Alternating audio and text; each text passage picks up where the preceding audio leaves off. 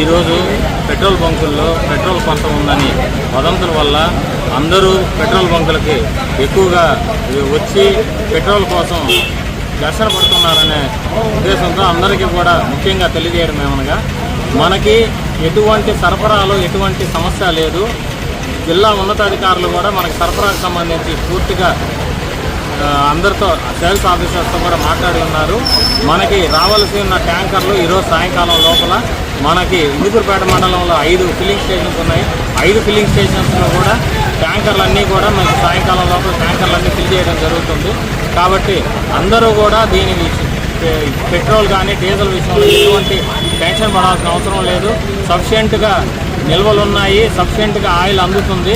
ఎక్కువగా అందరూ ఏదో పెట్రోల్ కొరత వస్తుందనే భావంతో అందరూ కూడా అవసరం లేకుండా కూడా కొంతమంది వస్తున్నారు. కాబట్టి మీరందరూ కూడా ఎటువంటి ఇబ్బంది పడాల్సిన అవసరం లేదు. సాయంకాలానికి పరిస్థితి పూర్తిగా మెరుగుపడుతుందని చెప్పేసి తెలియజేస్తూ అప్పటి వరకు కొంత ఫుల్ ట్యాంకులు కాకుండా కార్లకైతే 500 నుంచి 1000 రూపాయల వరకు మాత్రమే మేము ఫిల్ చేయమని చెప్తున్నాము.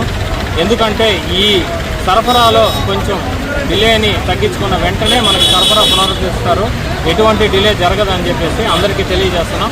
దీని విషయంలో ఎటువంటి టెన్షన్ పడవద్దు. మీకు పూర్తిగా కూడా మనకి పెట్రోల్ బంకులు అన్నిటికి కూడా సరఫరా పునరుద్ధరిస్తారు. యజమానులందరికీ కూడా ఈరోజు మేము అందరికీ కూడా తెలియజేసాం.